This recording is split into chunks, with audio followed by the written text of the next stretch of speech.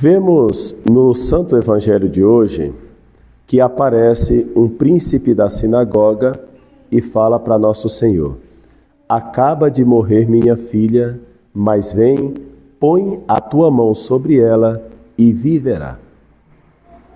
A menina estava morta e não tinha como se aproximar de nosso Senhor, evidentemente, não tinha como pedir socorro por si mesma. E essa moça, essa menina, precisa então de um intercessor. Na verdade, não precisa, mas o pai quis ser intercessor. Senhor, acaba de morrer minha filha, mas vem, põe sobre ela a tua mão e ela viverá.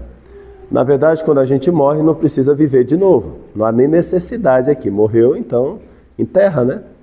Mas esse bom homem quer que considerando que a sua filhinha era muito nova, ele quer ter a sua filha de volta e num caso que não é nem tão necessário, porque depois da morte vem o enterro, é o normal. No entanto, ele ousa fazer esse pedido a nosso Senhor e nosso Senhor atende. Apesar de não ser uma coisa necessária, repito, não é necessário que os mortos ressuscitem de novo para esta vida. Os mortos têm que ressuscitar para a vida eterna, não para esta vida. Mas nosso Senhor resolveu atender, como nós acabamos de escutar. Quem era esse homem? Apenas um importante na sinagoga. Quando a gente lê o Evangelho com calma ou com pressa, não importa, nós encontramos diversos momentos semelhantes, onde as pessoas se aproximam de Cristo e pedem, expressam a sua necessidade e nosso Senhor atende. Ou às vezes pedem por outros, como aqueles amigos que desceram um paralítico pelo teto da casa, intercedendo pelo paralítico, e Jesus o curou. Enfim, tantos acontecimentos no Santo Evangelho no qual Jesus escuta a intercessão, a prece de pessoas, e que nem sempre são pessoas assim tão santas. Não sei se um principal da sinagoga, um judeu, não sei o nível de santidade dele, não sei se aqueles amigos do paralítico eram boas pessoas, mas o fato é que pediram, suplicaram e nosso Senhor quis atender.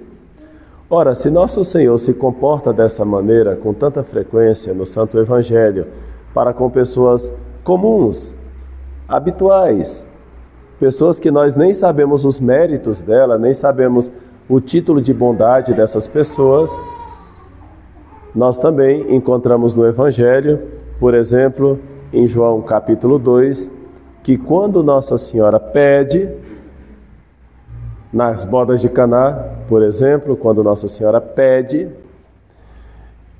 Jesus fala que ainda não chegou a hora dele. Como se percebe, parece que nosso Senhor tinha um plano de começar a fazer milagres, sei lá, dentro de um mês, dentro de 2 meses, não sei, não chegou a minha hora ainda.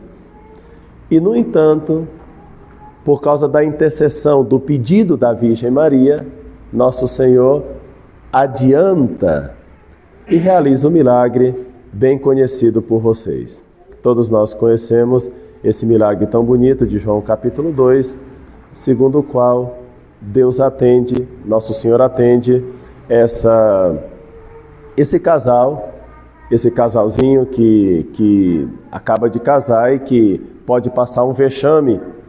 E então nosso Senhor produz aquele vinho maravilhoso que surpreende aos comensais, aos convidados. Quer dizer que realmente nosso Senhor, ele atendeu a tantas pessoas, mas de maneira muito especial, no caso de Nossa Senhora, não só atendeu Nossa Senhora, mas até antecipou o momento dos seus milagres, o momento da manifestação do seu poder como Deus, como homem. Como a teologia e a doutrina fala, essas ações de nosso Senhor, nas quais não são possíveis para um simples homem e que necessita de que atue Deus, nós chamamos a essas ações de ações teândricas. ações teândricas, quer dizer, da língua grega, theos significa Deus, andros significa homem, theos, andros, teândricas, né? As ações teândricas são essas ações nas quais nós percebemos essa unidade da divindade e da humanidade nesta ação concreta. Por exemplo, quando Jesus anda sobre as águas. Andar sobre as águas não é próprio dos seres humanos. Os homens não andam sobre as águas. Então, aí precisa uma ação divina. Mas quem anda? Jesus na sua humanidade. Então, por isso nós vemos a colaboração do humano e do divino nesta única ação de andar sobre as águas. Isso nós chamamos de ações teândricas de nosso Senhor. Bom, então, percebemos que os milagres são desse tipo de ações na vida de nosso Senhor. São ações teândricas. Estão presentes aqui tanto a divindade quanto a humanidade.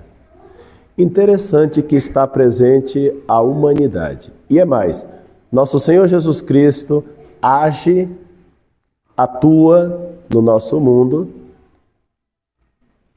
tendo como instrumento da divindade a sua humanidade. O instrumento através do qual Jesus age, atua para fazer os seus milagres, é a sua própria humanidade. Porque ele é perfeito Deus e perfeito homem.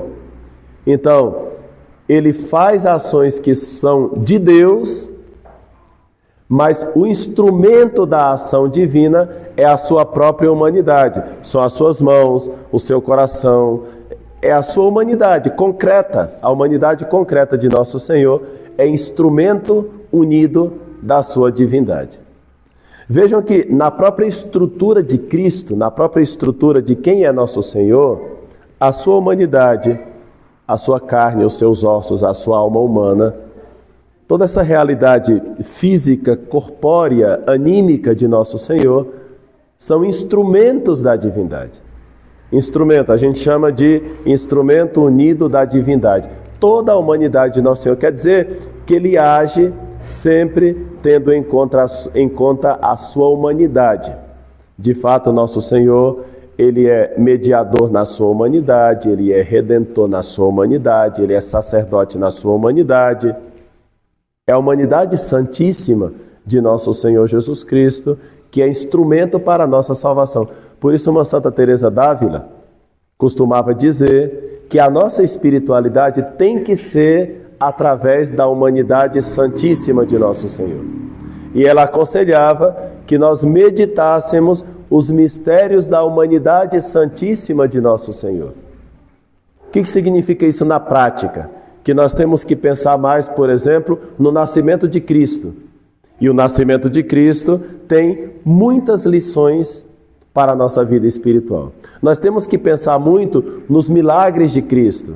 E os milagres de Cristo têm um montão de ensinamentos para a nossa vida espiritual. A nossa salvação, a nossa redenção se dá pelo mistério da cruz. Temos que pensar muito no mistério da cruz, e o mistério da cruz tem também muitas lições para a nossa salvação. Não só lições, mas atuam a nossa salvação.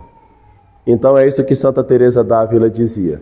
Santa Teresa de Jesus dizia: nós temos que ir a Deus através da humanidade santíssima de nosso Senhor Jesus Cristo. Vejam que na própria estrutura da fé cristã, está ir a Deus através da humanidade. Por isso não nos estranha, de maneira alguma, que nosso Senhor, já que o instrumento da sua divindade é a sua humanidade, não nos estranha que, já que a sua humanidade é igual à nossa carne, os nossos ossos, ele tem uma alma humana como nós, não estranha que ele junte pessoas humanas, Nossa Senhora, São José, São João Batista, os santos apóstolos Pedro e Paulo. Quem sabe, de alguma maneira, essas pessoas que aparecem no Evangelho pedindo, suplicando, Quem sabe não, com certeza, nosso Senhor junta toda a humanidade em si. Agora, é certo que no caso de Nossa Senhora, ela já estava profetizada. Gênesis capítulo 3, versículo 15, que nós chamamos de proto-evangelho. E tu se dirige à serpente, ao diabo, Deus se dirige ao diabo e diz assim: sim, tu lhe ferirás o calcanhar, mas ela pisará a tua cabeça. Ora, ferir o calcanhar ainda tem um antídoto, mas esmagar a cabeça significa morte, significa destruição. É uma expressão forte para dizer que a partir de Gênesis 3:15, a partir desse momento, começa uma guerra. Uma guerra entre a mulher e a descendência da mulher, por um lado, e o diabo e a descendência do diabo, por outra. A mulher e seus filhos, do lado do bem, e Satanás e seus sequazes, por outro lado. Esse é o primeiro livro da Bíblia e o primeiro anúncio do Evangelho. Por isso nós chamamos de proto-evangelho. Gênesis capítulo 3, versículo 15. Primeiro livro da Bíblia. Jesus e Maria já estão profetizados. Último livro da Bíblia, Apocalipse capítulo 12. A mulher combate o dragão. A descendência da mulher combate os filhos do dragão também. Vejam que também no último livro da Bíblia nós temos essa batalha. Ou seja, a Bíblia se abre com uma guerra, logo no começo, e termina com uma guerra e com um final vitorioso para Cristo Rei, para a Senhora Rainha e para os príncipes que somos nós. Para as princesas, para os príncipes e as princesas que somos nós. É muito importante compreender que essa batalha toda se dá na humanidade. Na humanidade. A humanidade santíssima de Cristo, sem dúvida alguma, é a humanidade já vitoriosa. E aqueles que são unidos à humanidade santíssima de Cristo são os eleitos vitoriosos no Senhor. Por isso, desde o começo, Deus contou com Nossa Senhora. Gênesis capítulo 3, versículo 15. E o final dessa batalha não termina sem Nossa Senhora. Apocalipse capítulo 12. Apocalipse capítulo 12. Quer dizer, as personagens principais e vitoriosas dessa batalha são Jesus e Maria. Já estava profetizado no Gênesis e já se cumpre no livro do Apocalipse. Por isso, entender como é que as outras humanidades que somos nós, e de maneira muito especial a humanidade da Santíssima Virgem Maria, que está unida à humanidade santíssima de nosso Senhor Jesus Cristo, e esta humanidade santíssima de nosso Senhor Jesus Cristo, por sua vez, está unida à divindade, é instrumento da divindade. Aqui está, caros fiéis, a estrutura ontológica da nossa salvação. Quando a gente fala, nós somos salvos nele, em Jesus, isso significa que a humanidade dele, de Jesus, é instrumento da divindade. E como é que nós somos salvos nele? Pois sendo incorporados à humanidade dele. Humanidade como que se conecta com humanidade. Quer dizer, você coloca, é como se fazer uma comparação, né?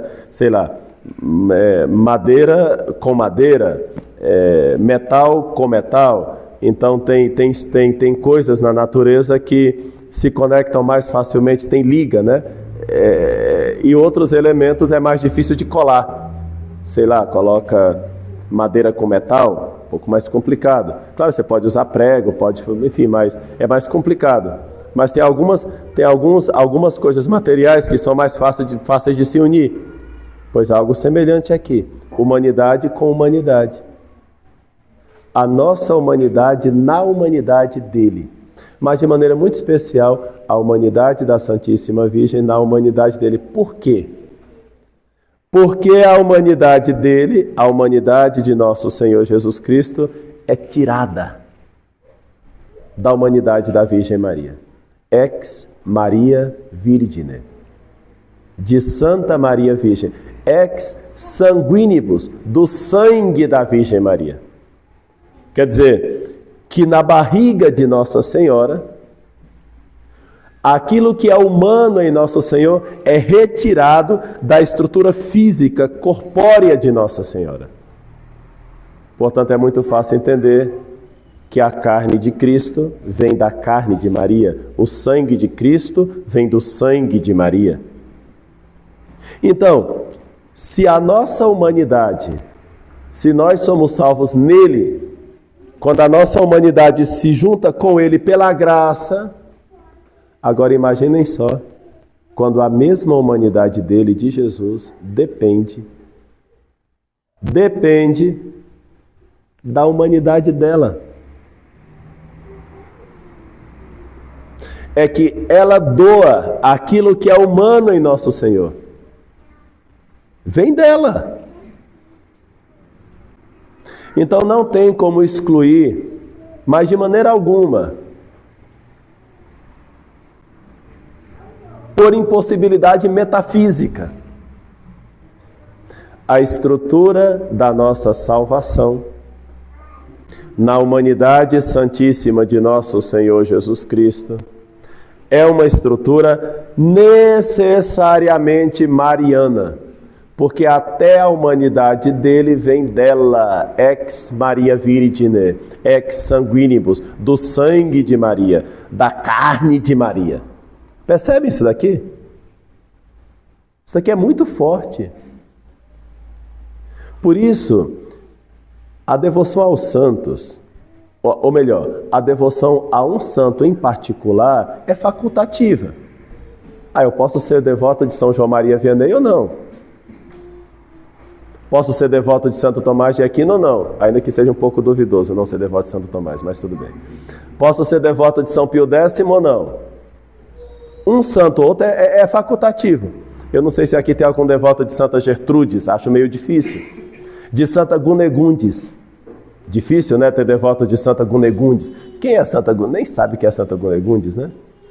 Difícil. Então vocês veem que a devoção a este santo ou aquele santo é facultativo. Não é facultativa a devoção aos santos em geral, né? Mas a este santo concreto é facultativo, claro que é. Mas não é facultativo sob nenhuma hipótese a devoção a Nossa Senhora. Não é facultativo. Um cristão não pode dizer, eu sou cristão, mas não sou devoto de Nossa Senhora. Isso não existe. E se por um absurdo isso existisse, é porque o protestantismo entrou na cabeça dos católicos. E o protestantismo entrou até na cabeça da hierarquia católica, infelizmente. É o protestantismo. É uma onda protestante que vai entrando na cabeça e no coração das mais altas hierarquias da Igreja Católica para diminuir as glórias de Maria. Lembram de um livro bonito de Santo Afonso Maria de Ligório? O título é esse, não é verdade? As Glórias de Maria. Santo Afonso Maria de Ligório. Aconselho a leitura. Santo Afonso Maria. As Glórias de Maria. O que acontece com as autoridades atuais da Igreja Católica que têm a coragem de diminuir as glórias de Maria? Pois só pode ser o protestantismo na cabeça. Essa igreja do Concílio Vaticano II, protestantizada, carismatizada, ecumenicizada, é culpada de tudo isso. de diminuir as glórias de Maria. Por isso nós, os católicos, não podemos tolerar tal coisa. Porque se a nossa humanidade é salva nele, e claro, Nossa Senhora também é salva nele, mas é que aquilo que é dele, aquilo que de humano existe em Nosso Senhor, na sua corporeidade, vem da Virgem Maria. Não vem de mim, não vem de você, vem da Virgem Maria. Então, o papel, a função da Virgem Maria na obra da salvação é grandioso demais. Esta carne que foi crucificada na cruz, esse sangue que derramou na cruz, no qual nós encontramos a nossa salvação, é a carne, é o sangue que vem da carne e do sangue da Virgem Maria. Isso é diferente. A consideração sobre a Virgem Maria é diferenciada. Desde o momento da encarnação do Verbo, nós já vemos Maria cooperando ativamente na obra da redenção. Ela é corredentora não só aos pés da cruz, ela é corredentora desde o momento da encarnação. Ali ela já está colaborando com a nossa salvação, com a nossa redenção. Claro que sim. Claro que ela é a corredentora. E claro que todas as graças nos vêm por ela. Até mesmo o autor da graça nos veio por ela. Veio através da humanidade dela. Ela não é a salvadora. Ela não é a redentora. Mas ela é a corredentora. Ela não é a autora da graça. Mas ela é a mãe do autor da graça. Ela é a medianeira de todas as graças. Inclusive das graças do Antigo Testamento, uma vez que as graças do Antigo Testamento existem por Jesus. Todas as graças nos vêm por Ele, ou tendo em conta Ele no presente, ou por causa dele no futuro, ou em previsão dele no passado. Mas Ele vem de Maria, através de Maria, ex sanguinibus Mariae, ex Maria Virgine. Nós vamos professar isso daqui a pouco no credo. É muito forte, é muito profundo. Por isso a Igreja Católica, pelo menos desde o século VI, portanto há 1500 anos, 1600 anos, a Igreja Católica foi unânime para falar de Nossa Senhora como corredentora, como medianeira, como dispensadora das graças. E por isso mexe muito na alma do católico quando se diminui as glórias de Nossa Senhora. Quando se diminui as glórias de Nossa Senhora, a gente fica como que magoado. Como aquela boa criança que não gosta que falem mal da sua mãe ou que diminuam a sua mãe. Como aquela boa criança que é capaz de chamar para a porrada lá do lado de fora, quando terminar a escola, né?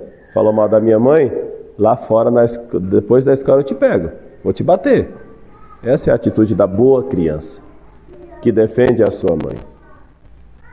Por isso, nós somos conscientes também que com essa nota doutrinal que veio de Roma, eles até agora parece que estavam tocando assim um pouco para os intelectuais da Igreja Católica pensarem um pouco.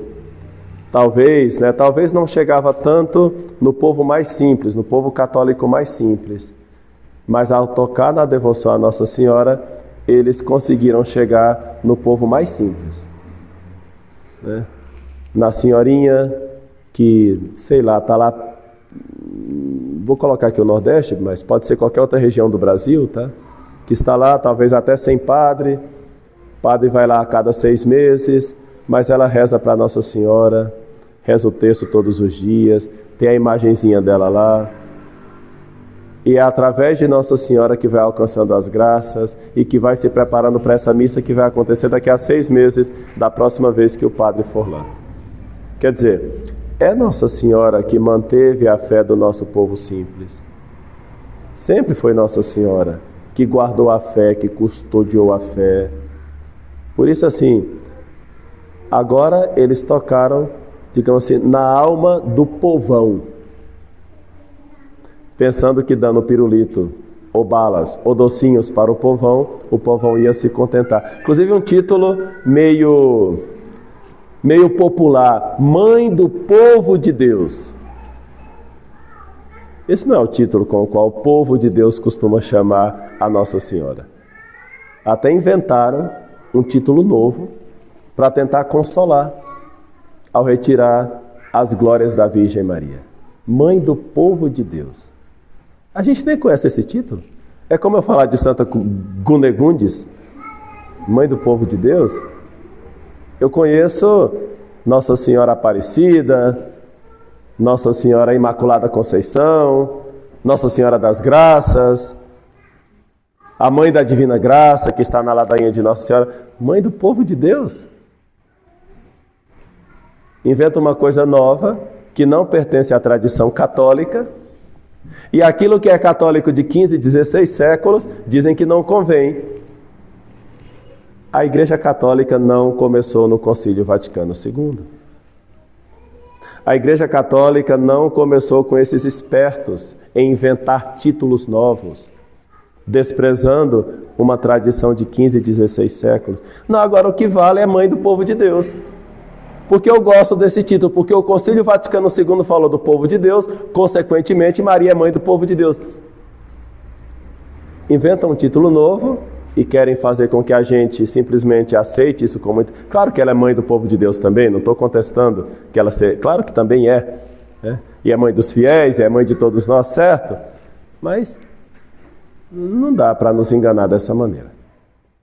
Peçamos ao bom Deus que a gente leve muito a sério o mistério da nossa redenção, o mistério da nossa fé, e coloquemo-nos sob a proteção da Santíssima Virgem Maria, porque ela guardou a fé do povo de Deus, dos fiéis de Cristo, daqueles que somos templos do Espírito Santo, e guardará também a nossa fé.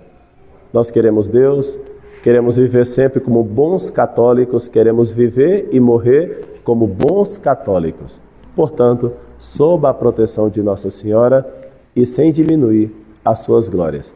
Porque se nós não diminuirmos as glórias da Virgem Maria, ela mesma será a primeira a se apresentar diante de nosso Senhor. E assim, a nossa glória aumentará diante dele.